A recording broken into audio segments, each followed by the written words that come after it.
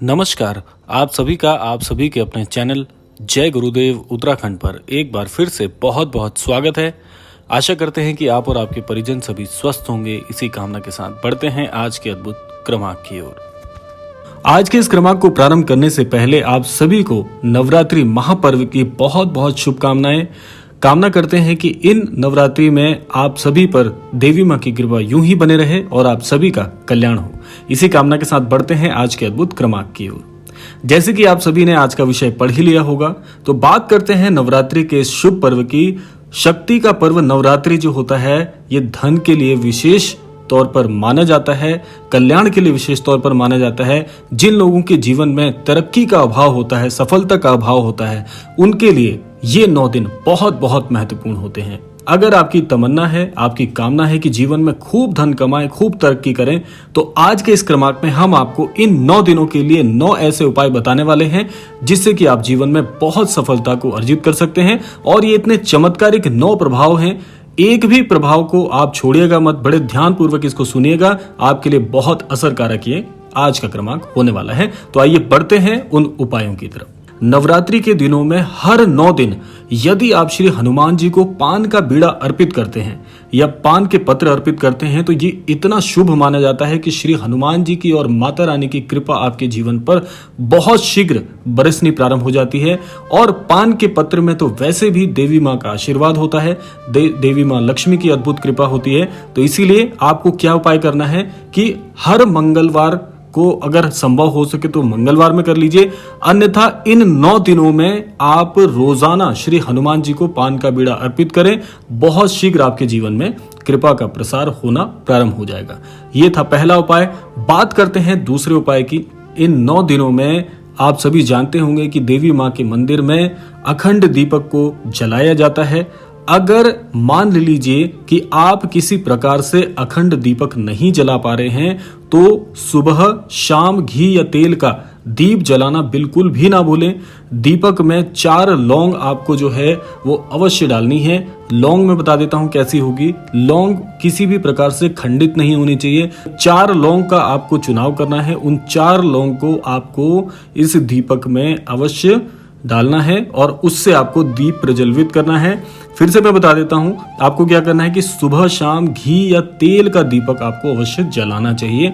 इन 9 दिनों में विशेष तौर पर दीपक में 4 खंडित ना हो लौंग, ऐसी लौंगों को आपको डालना है। उससे आप देखेंगे कि बहुत जल्दी आपके जीवन में पूरी तरह से सफलता का प्रभाव देखने को मिलेगा। अटके हुए काम आपके बनने प्रारंभ हो जाएंगे। बढ़ते हैं तीसरे उपाय की तरफ। तीसरे उपाय के अंतर्गत आपको क्या करना है कि 5 प्रकार के सूखे मेवे लें। लाल चुनरी इसको आपको लेना है और इन सूखे मेवे को लाल चुनरी में रखकर माता रानी को आपको अर्पित करना है। माता रानी का यदि कहीं मंदिर है आपके आसपास तो वहां पर अर्पित कर सकते हैं, नहीं तो आप इसको घर पर भी कर सकते हैं। जहां पर भी आपने देवी माँ का जो विग्रह है या छवि चित्र लगाया हुआ है वहां पर माँ को अर्पित करना है। 5 प्रकार के सूखे मेवे कोई भी आप ले सकते हैं, लाल चुनरी में रखकर अर्पित करें। विशेष कृपा देवी माँ की आपको देखने को प्राप्त होगी। बात करते हैं चौथे उपाय की तरफ। इस चौथे उपाय में आपको क्या करना है कि देवी मंदिर में जहां पर भी देवी का स्थान हो, देवी मंदिर में लाल रंग की ध्वजा यानी कि पताका, परचम या झंडा कुछ भी कह सकते हैं आपको इन 9 दिनों में किसी भी दिन जाकर अवश्य चढ़ाना है।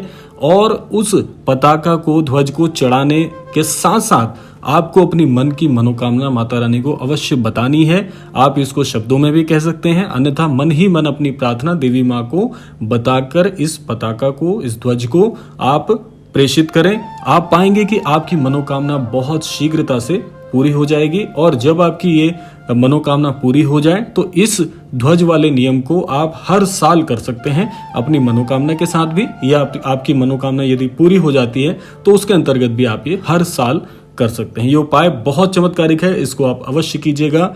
बढ़ते हैं 5वें उपाय की ओर, जो कि आपको करना है। इस 5वें उपाय में आपको क्या करना है कि देवी माँ को ताजे पान के पत्ते पर सुपारी और सिक्के रखकर समर्पित करना है। ये उपाय भी आप किसी भी दिन कर सकते हैं इन 9 दिनों के अंतर्गत। मैं फिर से बता देता हूं, कोई भी ताजे पान का पत्र लेना है आपको, जो कि खंडित नहीं होना चाहिए, यानी कि डंठल उसमें होनी चाहिए। इसके साथ साथ उस पान के पत्र पर सुपारी और सिक्के आप कोई भी सिक्का रख सकते हैं, 1 या 2 सिक्के भी रख सकते हैं। मुख्य यह है कि आपको पान के पत्र के साथ सुपारी और सिक्का अवश्य चढ़ाना है। इसमें भी आपको वही करना है कि देवी माँ को अपनी मन की इच्छा बताएं। जो भी आप देवी माँ से आपकी मनोकामना आप रखते हैं वे अवश्य बताकर इसको आप अर्पित करें। किसी भी दिन, इन 9 दिनों के अंतर्गत किसी भी दिन कर सकते हैं। ये बहुत सरल उपाय है, इससे भी आपको बहुत अद्भुत प्रभाव देखने को मिलेंगे। अब बात करते हैं छठे उपाय की, जो कि आपको करना है। इस छठे उपाय में क्या है कि माँ दुर्गा को 7 इलायची और मिश्री का भोग लगाएं। ये वो प्रसाद स्वरूप है जो देवी माँ को बहुत बहुत प्रिय होता है। फिर से बता दूं, दुर्गा माँ को 7 इलायची, ये इलायची भी आपको ऐसी लेनी है कि जो खंडित ना हो, पूर्ण रूप से विकसित हो, ऐसी 7 इलायची और मिश्री का भोग लगाएं। इस प्रकार से आप प्रसाद भोग लगाएं जिस प्रकार से आपकी मन की जो भी इच्छा है वो पूरी हो जाए। यहाँ पर भी आपको अपनी मन की इच्छा अवश्य बतानी है देवी माँ को।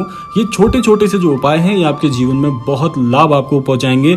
सरल हैं, इसी प्रकार से आप इसको बड़ी सरलता से कर सकते हैं। बढ़ते हैं अगले 7वें उपाय की ओर। 7वां उपाय क्या है कि 7वें उपाय में आपने देखा भी होगा कि मखाने जो होते हैं इन नवरात्रि में बहुत बहुत प्रिय होते हैं। इनका बहुत अद्भुत प्रभाव है जीवन में। आपको क्या करना है कि मखाने के साथ सिक्के मिलाकर देवी को अर्पित करें। उस प्रकार से जब आप अर्पित करेंगे तो प्रसाद स्वरूप में जो आपको मिलेगा उसे आपको गरीबों में बांटना है।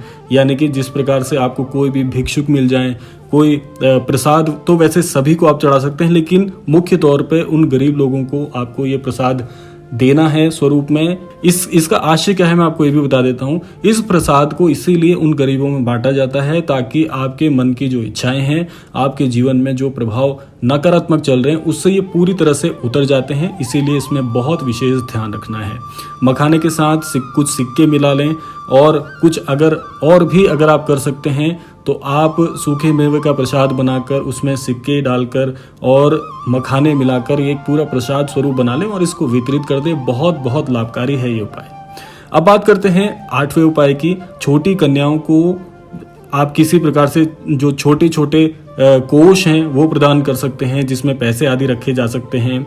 दक्षिणा रखकर लाल रंग के किसी भी प्रकार की, जैसे चुनरी आपने दे दी, लाल रंग का कोई आपने तोहफा दे दिया, तो वो आप अपने अंतर्गत चुन सकते हैं। लेकिन छोटे छोटे धन कोष के लिए, जिसे पर्स कहा जाता है, उस पर्स को आप छोटी छोटी कन्याओं में वितरित करें। इसका भी बड़ा ही अद्भुत लाभ होता है। इससे क्या होता है कि जो आप ये छोटे छोटे पर्स आदि छोटी कन्याओं को देते हैं उससे माँ लक्ष्मी आपके कोषों को पूर्ण रूप से भर देती है। इसीलिए ये उपाय भी बहुत चमत्कारिक है। अब बात करते हैं 9वें और अंतिम उपाय की, जो कि आपको करना चाहिए।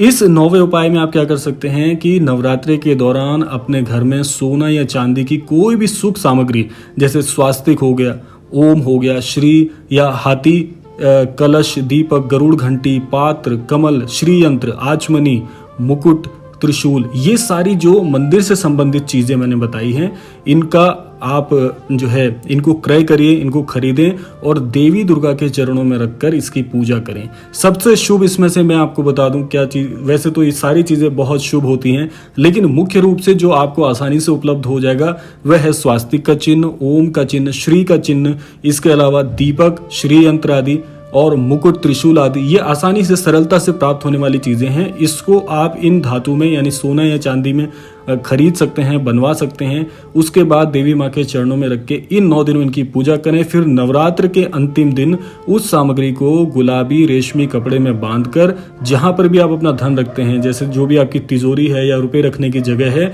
इससे उसको आप संरक्षित कर लीजिए पूजा, इन 9 दिनों की पूजा करने के बाद। और इसका इतना आश्चर्यजनक रूप से आपके जीवन पर प्रभाव पड़ता है कि आपके धन कोशों में इतनी तीव्रता से वृद्धि होगी कि आप बहुत बहुत हैरान हो जाएंगे। ये इतना सरल उपाय है, ये सबसे महत्वपूर्ण उपाय है। अगर ये संभव हो सके, अगर आप ये उपाय कर लें तो आपको इसके बहुत बहुत चमत्कारिक प्रभाव देखने को मिलेंगे। तो ये थे आज के वो 9 उपाय जो आप इन 9 दिनों में कर सकते हैं और बड़ी सरलता के साथ में अपने जीवन में इनके प्रभावों को अर्जित कर सकते हैं। तो ये था आज का अद्भुत क्रमांक। आशा करते हैं ये 9 उपाय आपके जीवन में बहुत सुख समृद्धि को अर्जित करें, आकर्षित करें, अनंत धन की प्रभाव को इसी कामना के साथ विदा लेते हैं। विदा लेने से पूर्व समय है प्रार्थना का।